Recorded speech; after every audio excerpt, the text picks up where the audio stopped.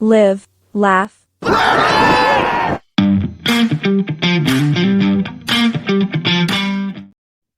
How's it going, everybody? This is Daniel. I'm Christian.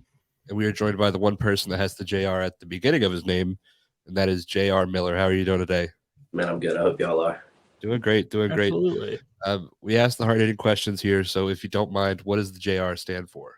I'm a junior. I was actually named after my dad, so I've always been JR. It's been that from as long as I can remember, so it's not like it's something that I just tagged for wrestling. It's always been JR Miller. Oh, so it's the real deal.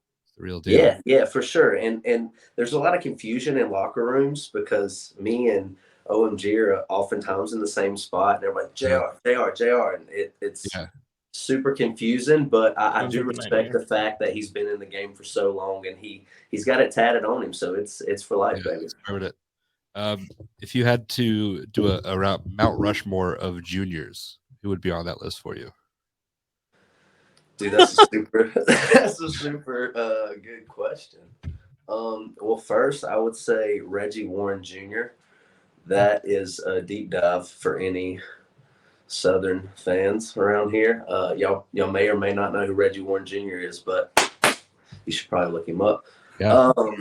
Second, especially being from around Mooresville, North Carolina, probably Dale Earnhardt Jr. Yeah, that's a goat.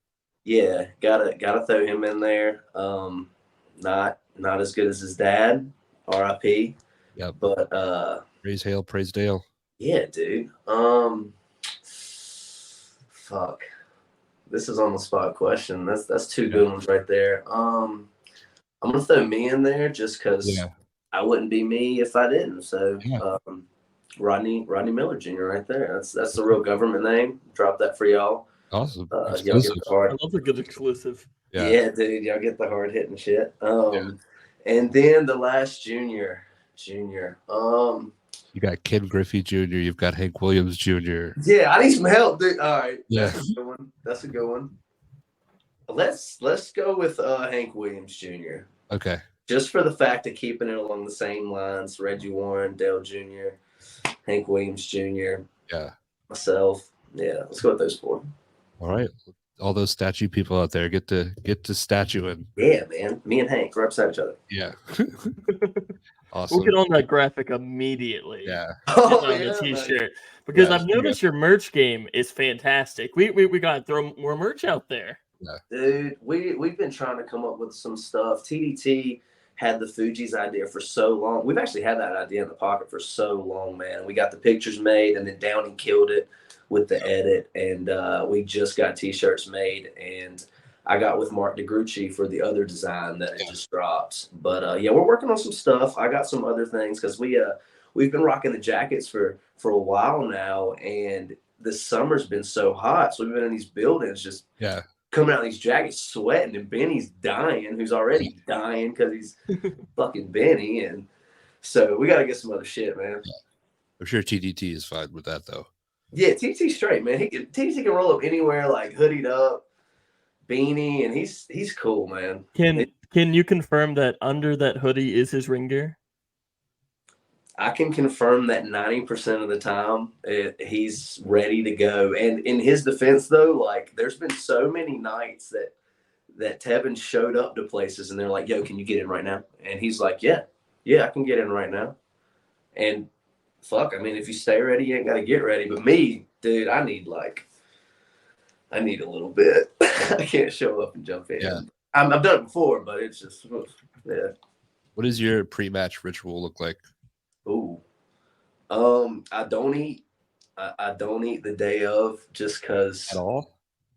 Usually not, man. And if I do, it's like super early, way ahead of time, and I'm always scared that because there's been times, that I have ate before training, and you get in there and you get rolling around and you're like, "Oh fuck, man, I can taste it," and I just never want to be in a match and that happen because it's happened to fellas. And, so, excuse me, TDT too. We normally don't eat anything like heavy before a match. We'll get in there, knock it out, and then grab something on the way back, especially for the road trips. But is that a learned thing you do, or did you have to learn that I can't eat before because that was awful?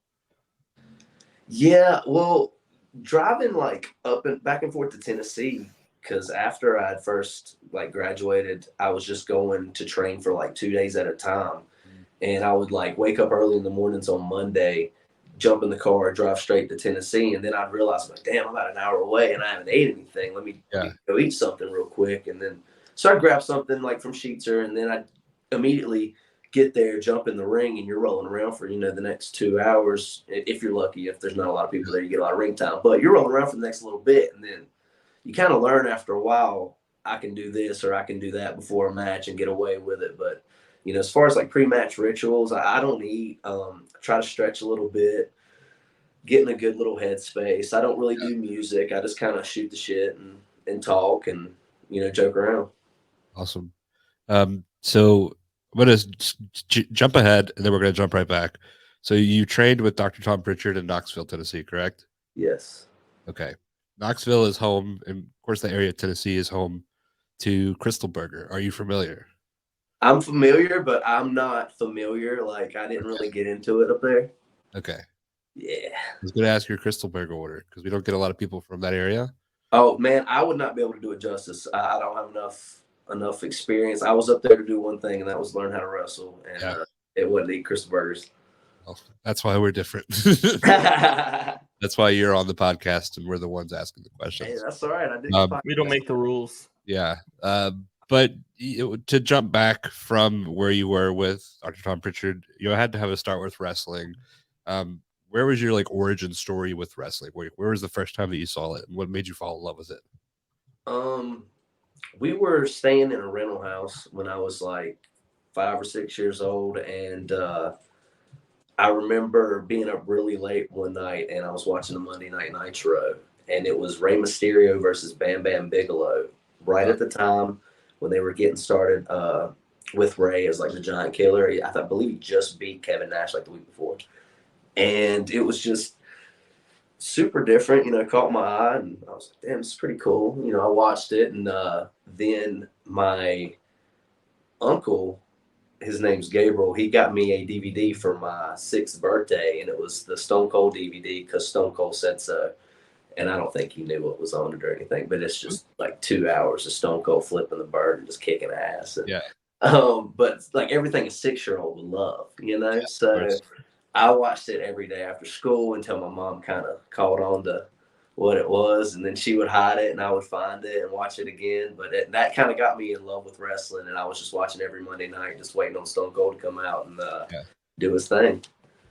So it's safe to say that was like your favorite wrestler growing up. Oh yeah, for sure. Stone Cold and Triple H. As I got a little bit older and got back into it, I started to appreciate the workers like a little bit more as far as Chris Benoit and Bret Hart and guys like that. But the guys that originally got my attention and kept me entertained were definitely Stone Cold, Triple H. Yeah. Did you ever hit anybody with a stunner? Like, was that something you and your friends would do? Just walk around? Oh yeah, dude. Like growing up, especially, I had a neighbor, and he had a trampoline, and me and him used to just kill his little brother with choke slams and last rides, and that's still like the toughest kid to this day. Yeah. Gotta be. And there's always that one kid that's unfortunately doesn't get to be the wrestler, gets to be the jobber. Yeah, well, you gotta have those too, man. And there's guys that make a career out of it, and there's definitely guys that do it better than others. Awesome. So you mentioned that you kind of got out of wrestling and you get back into it. At what age did you start watching again? Well, I was into it all the way up until probably like 8th grade, and I had everything, man. I had the action figures, and I just kind of cut it cold turkey and just quit watching. I got super into sports and into football and into baseball and through high school, and got away from it. And then right around 2016, the Dudley Boys came back. Yeah, the Dudley Boys came back. My cousin shot me the link on Twitter. I was like, yeah, check this shit out. And that was one of my favorite tag teams growing up, them and the Hardy Boys, of course. But I seen that, started playing the video games, and me and him played those damn video games from like 2017, and right as the Dudleys came back, I got super into watching it and stuff. But we were playing them games every day, and one day I just like put the controller down. I was like, dude, I don't want to be the creative player champion anymore. I want to fucking wrestle. And even if I'm only doing it, 2 or 3 days a week, and we're doing it around here, like let's actually give it a go. And originally, like me and him were going to do it together. And just like Caitlin Marie, if you're from North Carolina and you type in pro wrestling schools, the first place that pops up is going to be George South. So I had seen that. I shot some messages to Caleb Conley and Cedric Alexander at the time, and both of them were super kind and replied to somebody that they didn't even know, which I thought was cool. And they're like, yeah, man, come on out, join the school. And I had really bobbled that idea back and forth for a long time until I came across Dr. Tom's school. Yeah. So how involved were you?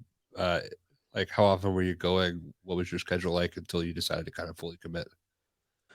Well, I kind of fully jumped in. I mean, I was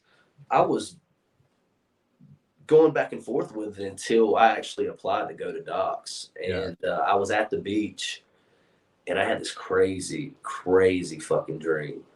And woke up at like 5 a.m. and the first thing that I had seen on my phone was there's a picture of Dr. Tom, Glenn Jacobs, Kane, and The Undertaker when Kane went to the school.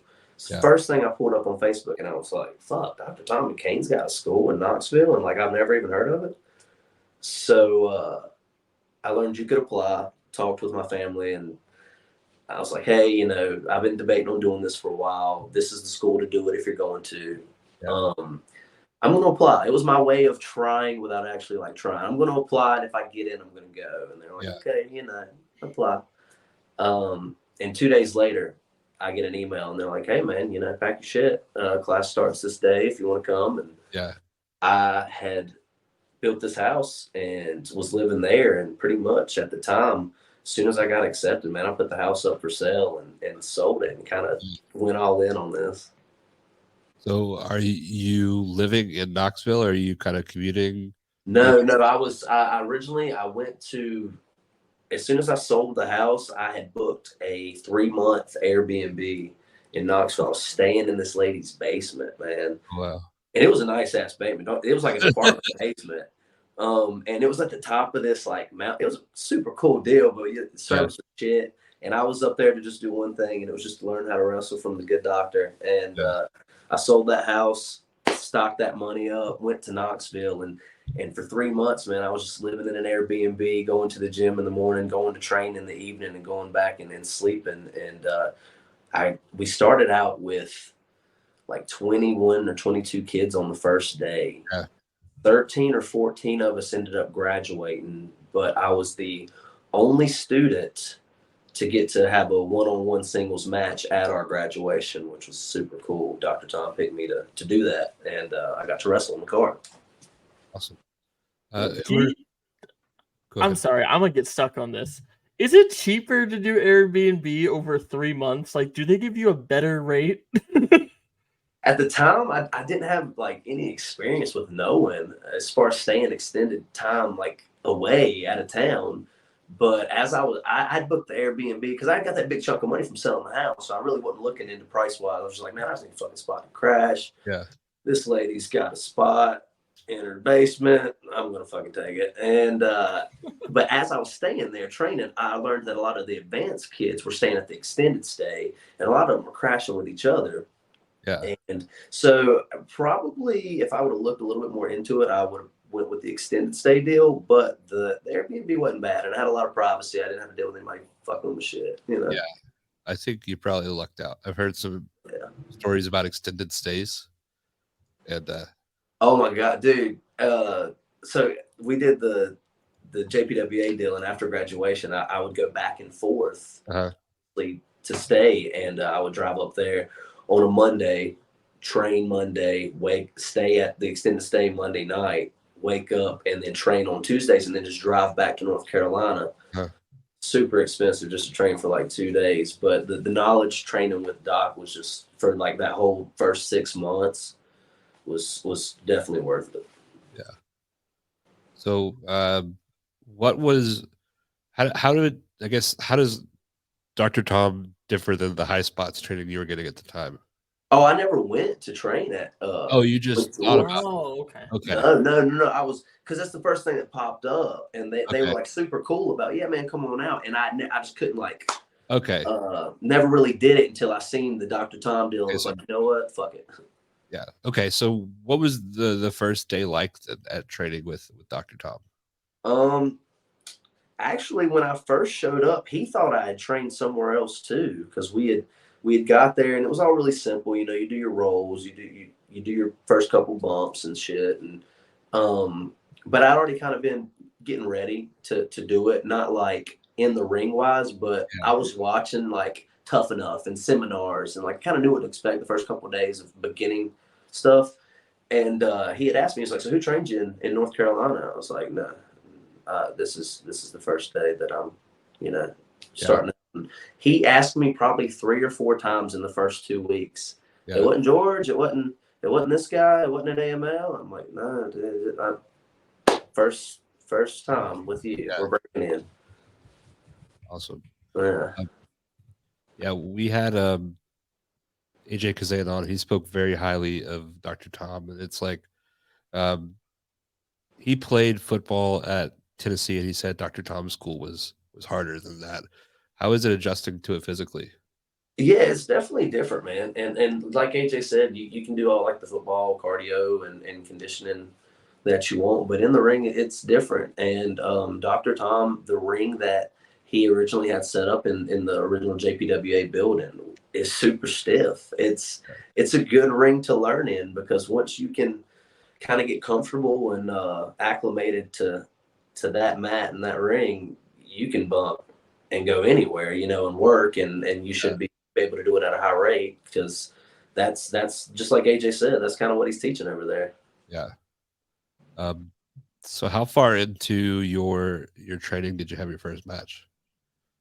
Right after the 12 weeks, Dr. Tom put me in that graduation match, and I had my first match, but I didn't really have any say in the match. It was kind of like, hey man, we're going to stick you with a recent graduate who kind of knows what's going on. He has an idea of how shit's supposed to go, and we're just going to see what you can do, man. I think that was just Dr. Tom's way of wanting to take a look at me, and these 12 weeks, you've looked decent. I'm going to throw you this bone here. You get to have a match with Justin. His guy's named Justin Savage, by the way. Kentucky Blue Blood Justin Savage, drop a name there. And he took care of me and broke me in the right way. But we got to do that on graduation nights. Just 12 weeks in, we did it, and I trained for another probably 4 or 5 months before I took my own first booking, my own first match. Yeah. And there were these other kids that I had graduated with that were taking bookings and kind of working regularly, and I was still waiting to dip my toe in. And Dr. Tom kind of pulled me to the side. He was like, "Yeah, man, you gotta get experience and get out there." He's like, "You're ready, just fucking do it." And that's when it happened. So what was your first match? Well, I went to a seminar that AML put on. I got really lucky because it all worked out. I graduated from Dr. Tom's, and right afterwards, AML asked him to come in and put on a guest seminar, and showed out at the seminar and talked to C.W. Anderson and Brian Hawks, who books for AML. And they're like, "Hey, man, are you in Tennessee, or are you close by?" And they found out I was in Charlotte, and just kind of lined it up to where as soon as Future Stars returned, I made my debut. And they never really knew that I'd never had a match before. Yeah. Actually, I posted something for my 2-year anniversary of having my first match, and I had tagged, obviously Future Stars in it. And Brian reached out and was like, "Man, I had no idea that was your first match." I was like, "Hey, brother, you asked me if I wanted to wrestle. You didn't ask me if I wrestle, So, yeah. But yeah, it worked out. All right. Who was that match against? It was against Mason Matthews. He was marvelous, Mason Matthews, and I came out swinging with a good little promo, and I had me a nice little mullet haircut at the time, so I actually looked like I had a little bit of a character to go off of, and they bought it. So Yeah. I love the idea that the mullet makes the character. I think it does, dude. It does. Here's the deal: I cut that mullet for a white trash party because I bartend. I bartend and during the week and earn a little bit of extra cash. And we were having a white trash party for this girl that I bartended with, and they were like, "Yo, how crazy would it be?" Because I had this long fucking thick hair. They're like, if you went to cut it, because I was going to cut it already, and like if you went to cut it, you cut a mullet for the party. And I was like, yeah, that would be fucking cool. And then I cut the mullet and show up to the party and win this contest, and everybody telling me how fucking gnarly it looks. So I was like, I'm going to get promo pictures done just to see the reaction. That's it. And dude, I posted those pictures and the shit that people were DMing me and saying, and like, how good it looked and how different it was from what I originally was planning to put out there. And yeah, man, we just ran with it for like 2 years before I cut that mullet. Awesome. What was your idea before the mullet? Because you said you had something different in mind. Yeah, I was gonna be the Carolina Crippler. Okay. I was gonna be the Carolina Crippler. I had this idea of like a mix between a Bret Hart, Chris Benoit type character, and Sinbo D came to Dr. Tom's for like a 2-day coaching deal, and he pulled me to the side and he was like, "Hey man, dude, you know who you remind me of?" And I was like, "What are you talking about?" Like, because what I was portraying was not what he'd said. Yeah. And he was like, "Gino Hernandez." And Dr. Tom has all these posters all over his wall. Tom and Gino was everywhere, and they were super familiar, and it was old school. And I knew who he was, and I was like, "Well, I am a big Ric Flair fan. I'm from Charlotte." And he was like, "Yeah, kind of like a mix between Ric Flair, Gino, like super arrogant type guy. That's what you remind me of. That's your vibe." And I was like, "Well, let me try something." And that's where we ended up. Do you take that like with a grain of salt when somebody's like, "Hey, you kind of look like a stuck-up dude"? Like, no, man, because especially when I first got in and I kind of just popped up out of nowhere. Yeah. And I kind of got pushed into a decent spot right off the bat, and I didn't ask anybody to put me any place. I didn't ask anybody to put any fucking belt on me. I didn't ask for shit, man. I just showed up and I said I'm ready to fucking do it. Yeah. So any heat that I got, fuck it, man. But I kind of did get some heat at the beginning because it was like, who's this fucking kid that popped up out of nowhere? He's got this goofy ass haircut. He's talking shit in promos, and it just came with the territory. But yeah. Awesome. At what point do you decide that you want to kind of start building upon the knowledge that you got from Dr. Tom Pritchard and kind of go to the Nightmare Factory? I had applied to go to the Nightmare Factory before I'd left to go to Doc's, but I had gotten accepted immediately to Doc's. So I thought it would be a good idea to go there first. And it was like I wouldn't have had it any other way, of course, because like the way that Doc is, you apply to go train with Doc, and Doc's there every day. And I needed that type of training to like go away and just hard nose and old school. He has this saying. He's like, "Hey, I'll fuck with you, but I'm not gonna fuck with you." Like it's all for the better of pro wrestling to make you better. Yeah.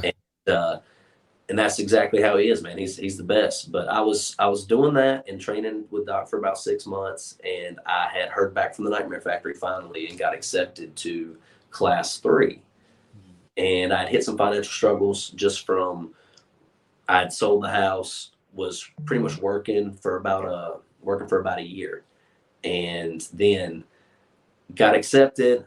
I communicated with them, said, "Hey, I can put down my deposit this time, but can I come to Class 4? They were super cool, said I could. So it was about a year that I had been training for 6 months and then working matches for about 5 months that I left to go to the Nightmare Factory. Okay. So like during that 5 months before you go to the Nightmare Factory, what was your experience like getting out there working, being on your own? Do you feel like you were prepared for it, or are there any like learning curves, like actually like being in a locker room? Yeah, I was prepared for the basics of everything just from being with Doc and kind of being around things like I said, even after I graduated and had my first match, there was a good like 4 months that I was kind of dipping my toe into whether I wanted to have my first official match. So I definitely felt ready once I'd start rolling, and I would never really get nervous about matches And I thought that was weird because there's a lot of people like, man, fuck, I'm nervous. And I was like, Yeah. I'm not. But, you know, you get jitters, but I was never really nervous. So I felt ready for like locker room as far as that, because I was always in like super good locker rooms. Like Future Stars is where I originally started, and all those guys were really cool. And they had a super good core of guys that we started and kept. And Zuka King was kind of the head of that, originally bringing Future Stars back and winning that belt. So like super cool locker room leader, and that helped. That helped a lot. Awesome. So what is the first day like in the Nightmare Factory? How is it different from Dr. Tom? I think it was different for me because it wasn't like my first official day. I had a little bit of wrestling knowledge and of whatever we're going to do today in these first couple weeks. Like I should already know. Yeah. But you still feel a little bit of nerves just being there with Cody, and you know he's there. But Cody was really cool. It was right at the time where Brandy was about to have the baby, and he wasn't there as much as probably he is now and was. But QT was there a pretty good bit, and QT was a hard-nosed coach, and I really kind of vibed with QT. We had a good relationship, and he would just tell it like it was, man, and I appreciated that. Yeah, I don't think he gets enough credit. Like, no, he's on AEW, and he, like, every time he gets a match, he shines, but like he's always just kind of like just the guy they throw in there. But like, talk us through the working with him as a teacher, because I don't think a lot of people really get to see that side of him. Right. I mean, you hit the nail on the head there. They're just underappreciated. But he's a guy that you can put in any spot. You know, like you can put him in the first match. You can put him in that, or you could like in AAA. He's main eventing over there and knocking the ball out of the fucking park doing it. But as far as a coach, he's just cut to the chase, tell it like it is. You know, you do something and it sucks. He's like, oh, that fucking sucks. But then he's going to pull you aside and he's going to tell you, you need to do it like this. And he's always just really, really truthful. And I remember there was a time about 4 weeks in that he sat all of us down and it was like, hey man, if you guys really want this, you know, y'all got to start taking it serious. And a few of y'all are going to go places, and then a few of y'all are going to get done with this 12 weeks, and y'all are really going to have to do some soul searching if y'all really want to do this shit and go anywhere. And we appreciate that, because people just patting you on the butt and saying everything's great and you're doing a good job. It's not always the best for you. Not at all, especially when you get out in the real world. Yeah. It's a little bit more like, it's not like football where you can get cut. Like wrestling's, like, people are going to tell you how it is. Yeah, and with Dr. Tom and QT, that they're super similar in that way, like just old school, hey man, let's get the shit and do it right, you know. So I see here that you were also in the showcase for the Nightmare Factory for Cody Rhodes. How was that? That was really cool, and I got lucky, man, because we got towards the end of that 12 weeks, and everybody's like, fuck, who am I going to get paired with? Because everybody, well, not everybody, you don't always get a showcase match. Just like the thing, people automatically assume that if you go train at the Nightmare Factory, you get to automatically go on AEW Dark. That's not the case. But my class was pretty decent. We had a lot of good guys, and enough to where everybody got to have a match. So our showcase was a little bit different in that sense, that it was all matches, and we didn't have to have a battle royal to split up the bullshit. But I got lucky. They announced matches, and I got paired with Kevin Panic. And Kevin is, I believe, based out of Indiana. He's a super good baby face. He can also do the heel stuff. But we had a good idea of the story we wanted to tell, and everybody kind of got an agent per se, and ours was Glacier.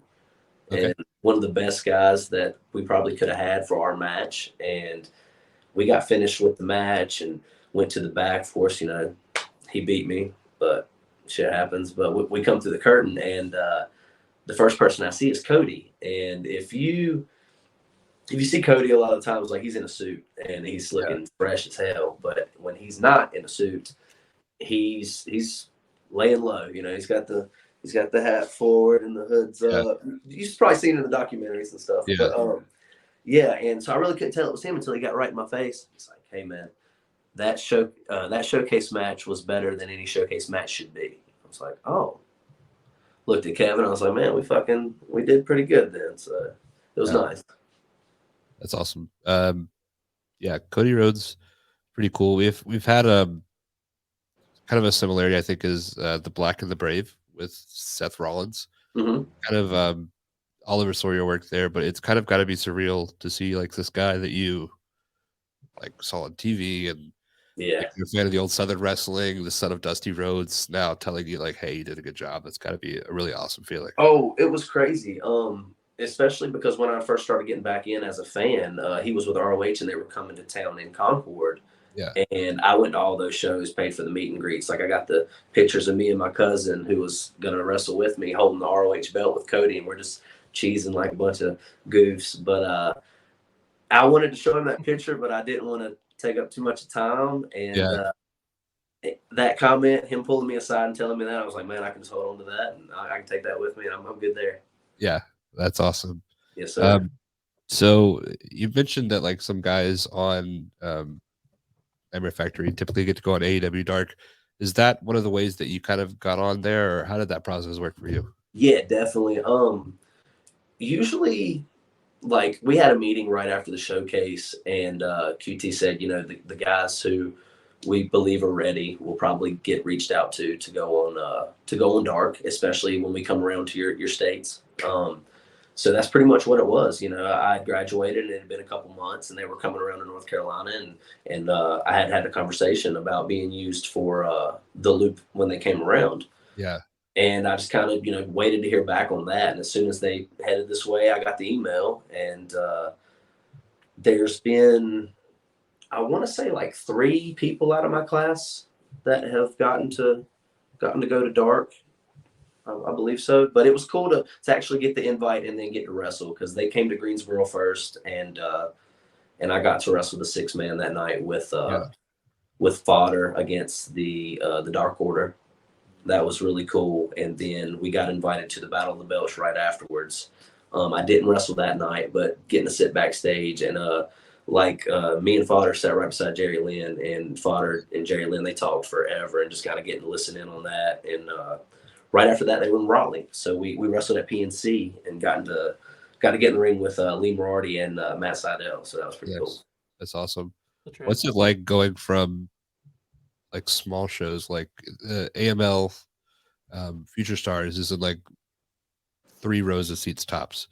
Now you're in places like the Greensboro Coliseum and the PNC Arena. And what's it like being out there in front of that many people?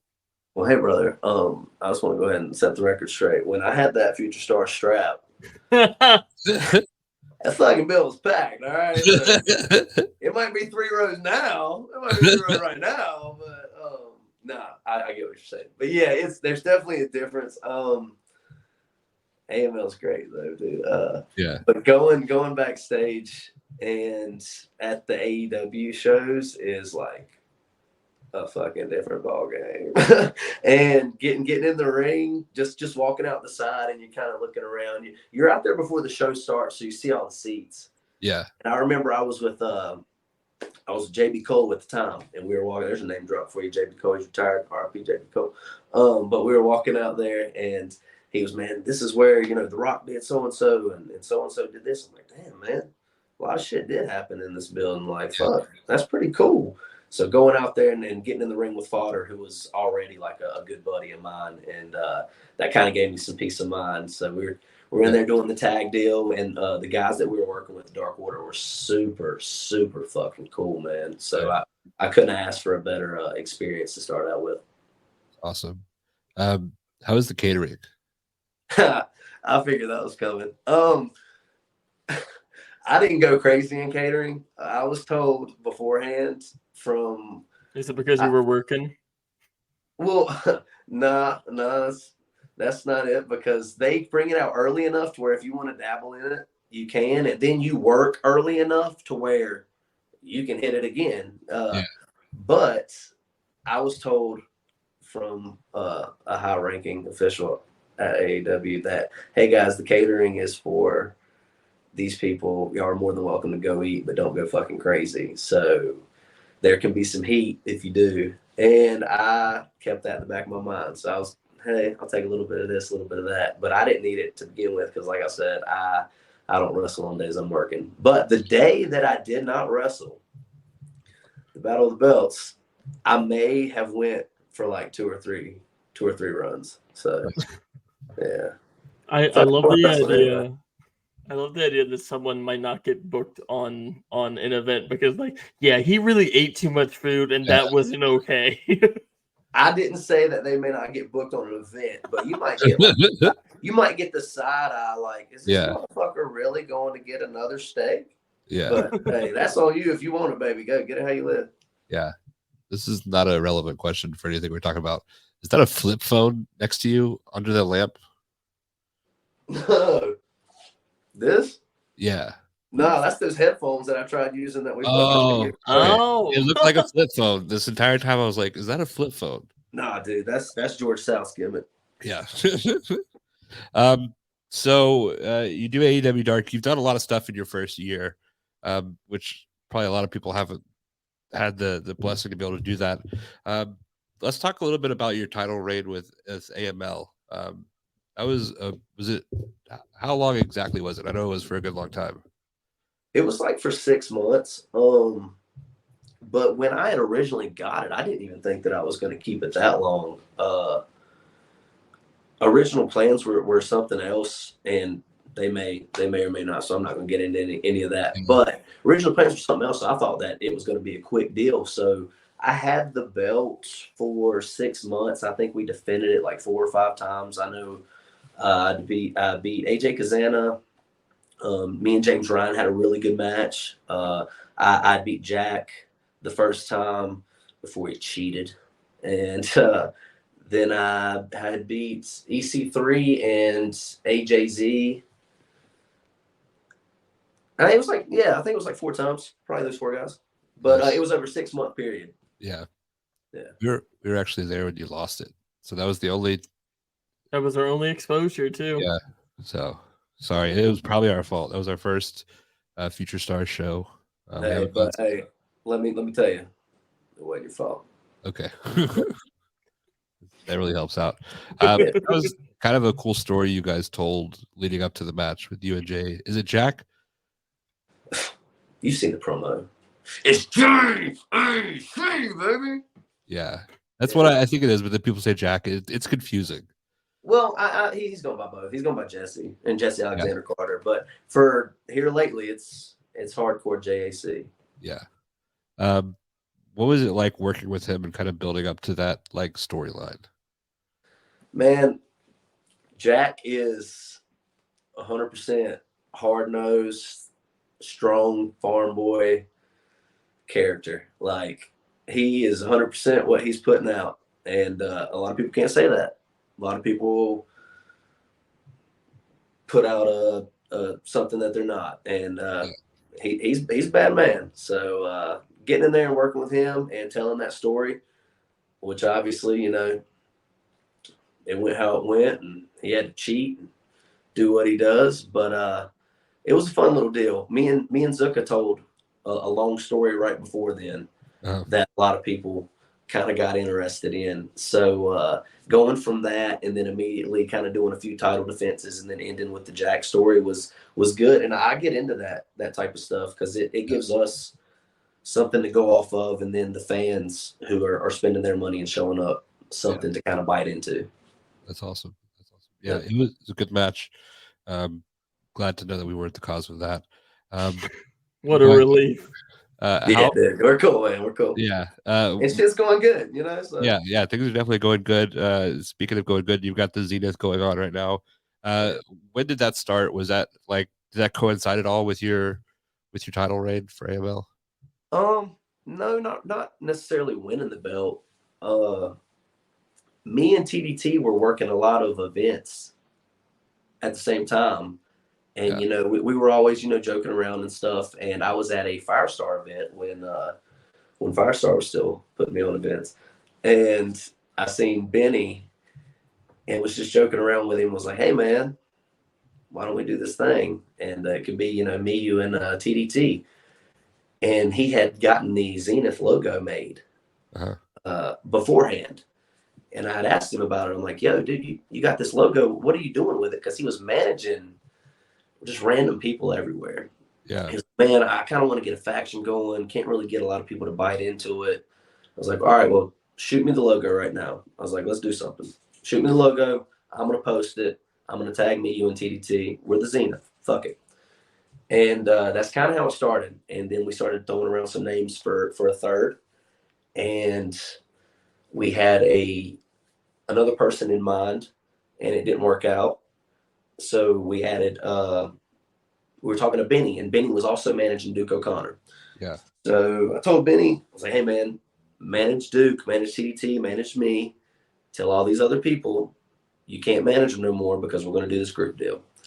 And we kind of just hit the ground running there, man, and got jackets made. And we were doing it for about 4 or 5 months and debating on adding a girl. And Benny originally threw out Caitlin's name. And we kind of narrowed it down to three girls, and they're all local. But we wasn't sure if Caitlin was wrestling or not. And it had been a while since she had posted anything. And this is probably, I'll go ahead and give you all a little scoop here. The reason why Caitlin doesn't remember who hit her up to be in the Zenith is because Caitlin hit me up. That's right.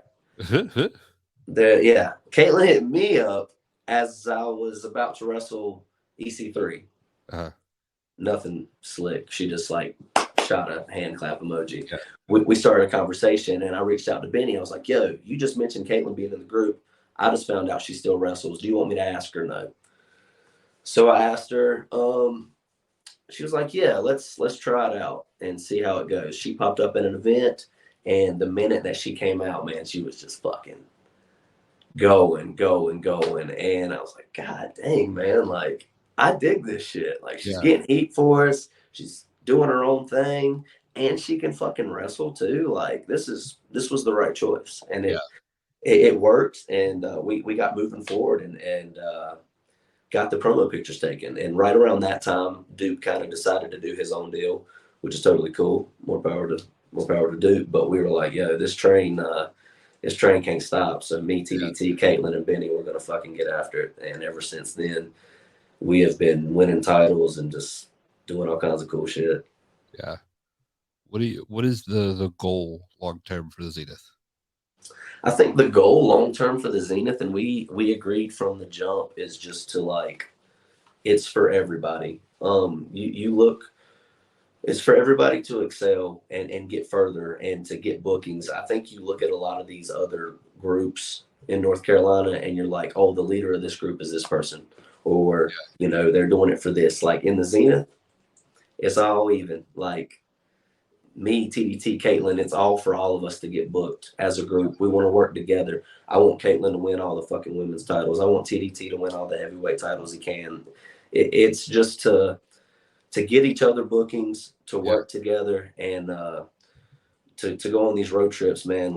The last year or so, traveling with them, we've all gotten super close. And I'm not the best fucking driver, all right? I know this shit. I know this shit, but who has drove every single fucking mile in the Zenith car? Me. Yeah. Me. It sounds like you're if you're driving all the time, who else are they going to be critical of? It can only be you. Dude, and all right, here's the thing. On the rides home, that's cool because Caitlin's asleep. Yeah. And she ain't got to pee 10 fucking times. But the rides there, God, son, it's rough. It's rough. But bless her heart, it all works out. What is the vibe of the music, the Zenith road trips? Whatever I got playing, which is usually Moneybag radio. I'll switch it up and do some Ja Rule radio. If we're trying to go a little old school, some Nelly will pop on there. But most of the time, probably if I'm in a car, it's always on Moneybag. All the good shit pops up. Yeah. Is that Pandora? Yeah. Okay. I didn't know Yeah, and Pandora. then Caitlin gives me shit because ads Yeah. pop up on my fucking Pandora. You know what? I got other shit to pay for. Yeah, I didn't know Pandora was still a thing.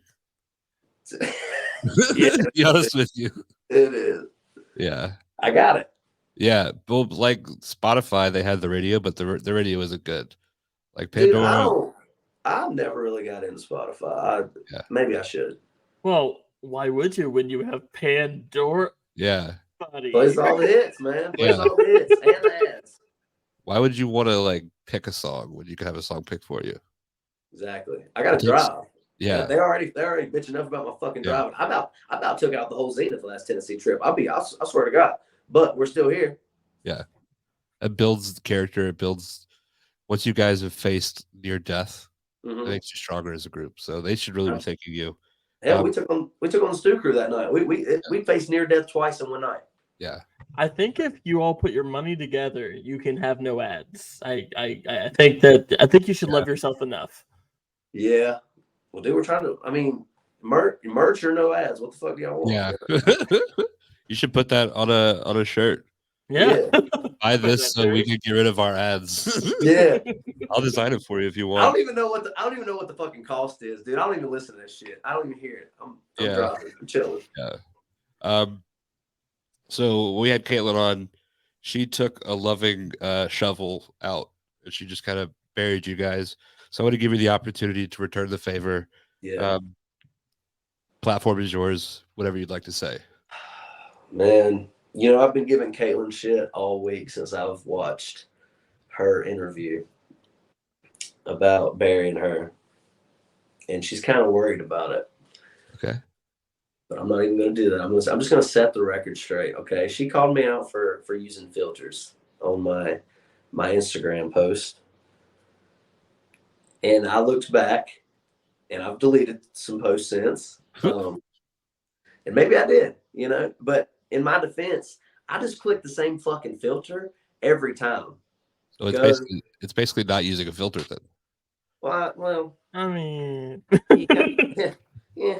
I just click the same filter. I never really looked too far into it. Click, post some dumbass caption that nobody ever likes anyway. Yeah.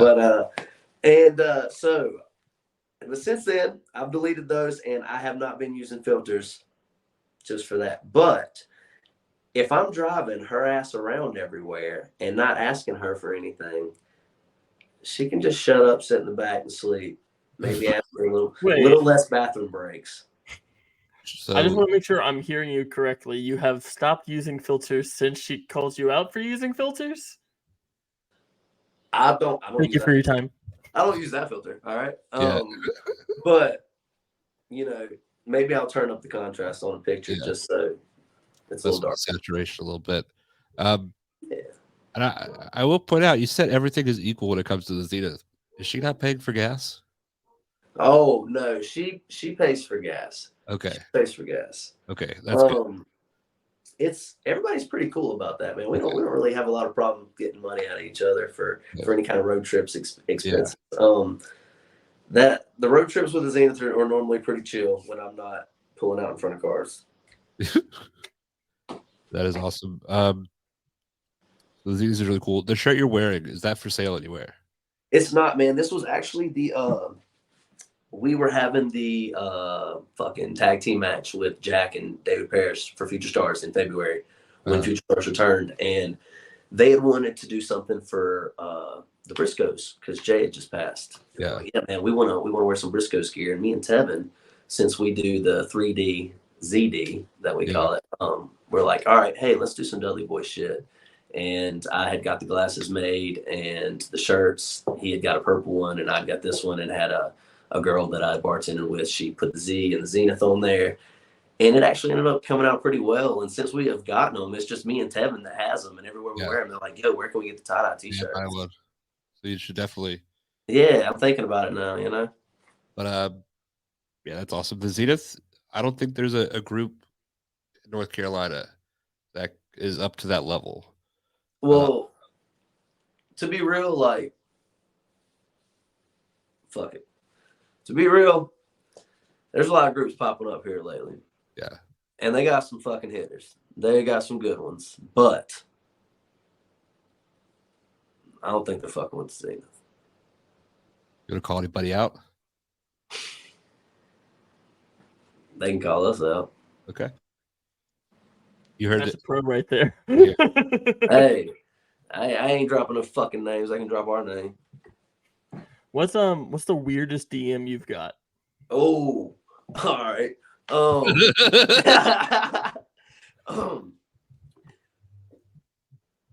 I love how ready for this you were. Yeah. I don't want to step on any toes or like offend anybody because like everybody has their kinks or whatever. Fuck it, you know, whatever. And I'm comfortable with all my shit. Hell, we get spandex. We touch men all the time. I ain't got no problem with it. But when I first started wrestling, I took this picture and I posted it. I didn't know on Facebook because before I started wrestling, I didn't have a Facebook for like years. And I didn't know there was a Max Friend group thing. So I get my Facebook and I post this picture. My picture gets shared. And I'm getting like 1,000 Facebook friend requests a day. And I don't know why. But apparently it got shared in this group, this male lover group. And I got all these friend requests. And I'm like, man, fuck, I was blowing up from wrestling and shit. Yeah. Nah, it wasn't. I guess they thought I was swinging. But I got this DM from this big jacked up fella. He had a handlebar mustache. He looked like he fucking eat my lunch, dude.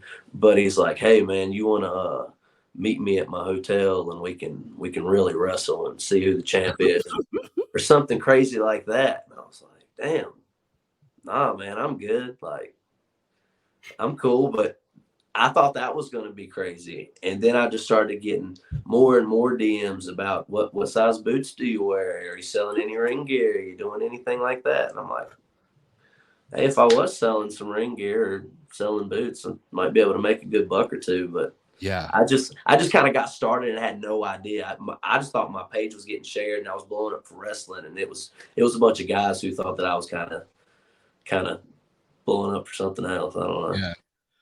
I've seen people, specifically AJ Kazana, sell ring gear, and I've asked this question to other wrestlers, not on the podcast. This is the podcast debut. What percentage of gear sales do you think are non-memorabilia motivated? That's the best way to word that, dude. Yeah, I would say a good 80% are probably on the creep side, or that's like such a high number. Dude.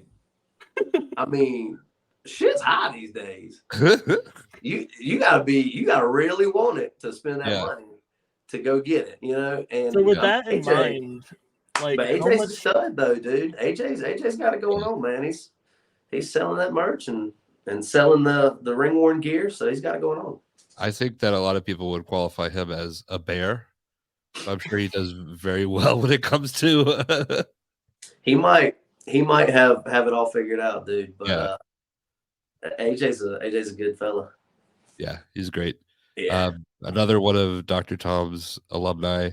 Yep. I guess kind of we've talked about a lot of your past, but what does the future hold for JR Miller? Who are you hoping to wrestle, I guess, like in the next year to 5 years? That's a good question. I kind of just want to keep climbing the ladder. When I first got into wrestling, I thought it would be cool, like if I could just get booked every weekend. Man, it'd be cool to just work all the time. And then that kind of happened semi quick, and I was like, man, it'd be cool to win the Future Stars belt, you know. And then win the Future Stars belt, I was like, man, fuck, it'd be cool to wrestle here, or wrestle out of state, or win a belt there. And so it's kind of just been like little steps at a time that I've just. It's not like when I first started that I'm like, man, I'm shooting for WWE or bust, you know. It's just kind of I've appreciated the little moments, and it's kind of helped me because I've met certain guys or some people that have been doing this for a good amount of time, and they're like, man, you've gotten to do this and this. Like, I hope you appreciate that, because there's guys that have worked for however long and have paid a lot of dues, and they don't get to do that stuff. So it kind of does help you put it in perspective. And I'm not going to lie, when I first kind of started going, I got a little complacent and a little arrogant and felt like, oh no, man, this shit just happens for everybody. And once that kind of faded away and I got away from it, I was like, man, it really don't happen for everybody. You got to work at it, Awesome. So who are some of the guys like, or the stepping stones that you're looking forward to next for JR Miller?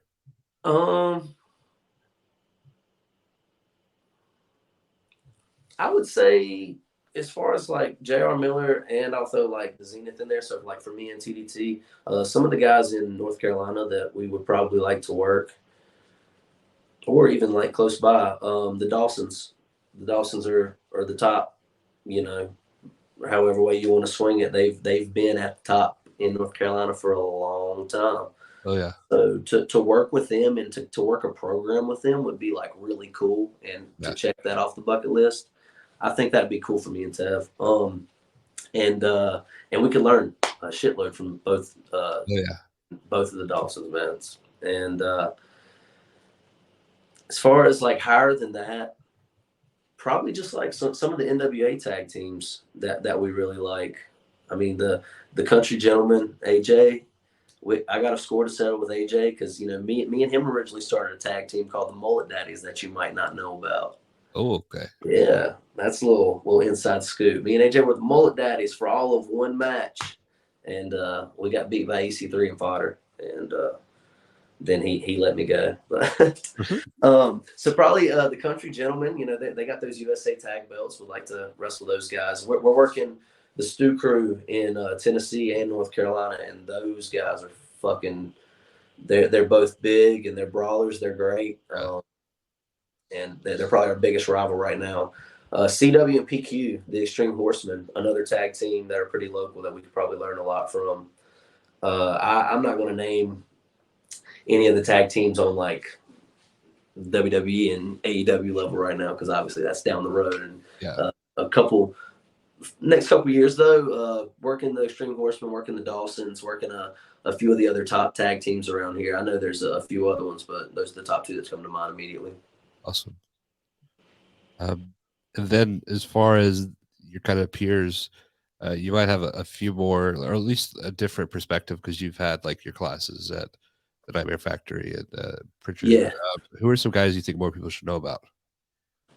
Definitely more people should know about. I'll start with the JPWA because there was a good bit that we originally graduated with, but it's down to only a few of us still working. And so immediately guys popping in my mind, the Stew Crew. I just dropped their name before, but I'll say it again. Zach and Dylan Stewart, they're based out of Tennessee. Johnny Polk is a hell of a guy. He's based out of Indiana. Yeah. And Noah Hossman, who works with New South a lot, I believe. And he's an absolute fucking beast. Oh yeah. So at JPWA, those guys were in my class. Some other guys, obviously, you see on NWA, AJ, Silas. There's a few others that pop out. Wayne Moxie, Wayne Moxie is a bad motherfucker. Axton Ray, he's bad as hell too. Man, you can put Axton anywhere. He's another guy like QT Marshall, and he'll just fucking deliver any place. And then like Nightmare Factory wise, there's a few guys over there that are still getting after it too.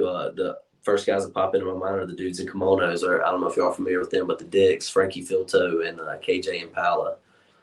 Those guys, they bring all kinds of energy, dude. And those are my main guys over there. There's another guy, Cliff Hendricks. He's based on the West Coast, killer guy. Kevin Panic, the guy that I wrestled in the showcase. And other than that, there's a few. Oh, Casey Carrington, the fourth. Casey Carrington, he's another guy. Other than that, man, as far as JPWA and Nightmare Factory guys, the guys in North Carolina, in South Carolina, Zuka King. Oh yeah, Zuka King. We did a program, and I learned so much from Zuka the first year of wrestling, and he was one of those guys that he didn't have to pulled me aside. He didn't have to, but he did, and he would. And hey, man, maybe you should try this, or when you're doing this, let's do this, and was just a ton of valuable information. And getting to watch him, like, he's cool as fuck, man. He's great. Like I caught myself vibing on his entrance one time. I'm like, man, I gotta wrestle this fucking guy, you know. But he's also an encyclopedia. Yeah, like, dude knows so much about wrestling. Yeah, Zucca, and he's a killer guy, and everybody knows those guys are great. James Ryan's another guy that when I first started wrestling, I was like, man, I gotta fucking wrestle this guy. Like, he's got character, and I got to do that. But a couple guys that I think would probably be fun, because I've been wrestling some characters here. Like, I just wrestled Baby Lotion Brown and had a really fun fucking match. And then I wrestled Buddy Flowers and had a really fun match. Yeah. So, like, White Mike. Oh, yeah. White Mike is one of the he probably don't even know this, because I don't really talk to White Mike that much, but he's one of the only guys that I knew of as an independent wrestler before I got into independent wrestling.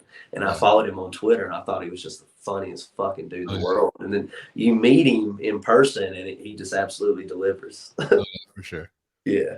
Just like not only the skill level, but just like the shit he talks during his match. Yeah. Like, I mean, these crazy moves. Some of the stuff he pops out and says, and then he can do all the fucking moves to go along with it. Just like killer athleticism, super like great character work, funny guy. Yeah. It was really cool to see him get the AEW belt. Yeah. That was definitely deserved. I think a lot of people know who White Mike is, but if you don't, do yourself a favor. Definitely. Check him out. Definitely. But like I could go in and name a shitload more, but like those are the immediate ones that pop in my head, man. So I'm just gonna leave it with those. Okay, sounds good. And Christian usually has a question queued up for the end of our interviews, so I'll let him roll that one out. It's so ridiculous that this is always our closer. But what is that cheat meal and or just like cookout tray, or what's it looking like? Dude, all right. At being a bartender, you get burnt out on cookout because it's the only thing open. Yeah, dude, it's either Cookout or Taco Bell, and like, so I would say I'm more of a Taco Bell guy. So let's do the Taco Bell order. Okay. Let's see it. If I'm really getting after it, then it's 2 beefy 5-layer burritos with no sour cream, an order of nachos and cheese, a large Baja Blast, and either a soft taco or a cheesy roll up.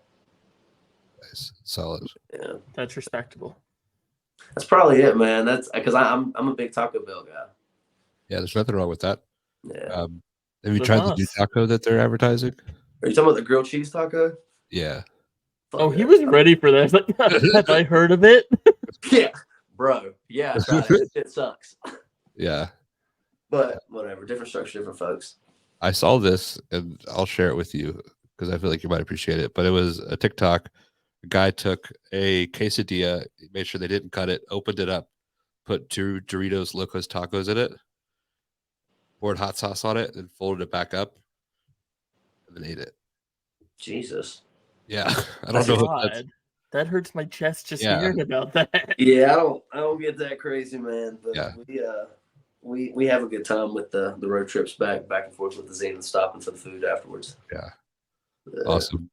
Well, I think the future is the sky's the limit for you in the future, especially for the Zenith. We're excited that we get to have all of you on this month. Did you want to bury anything with TDT real quick before we get off?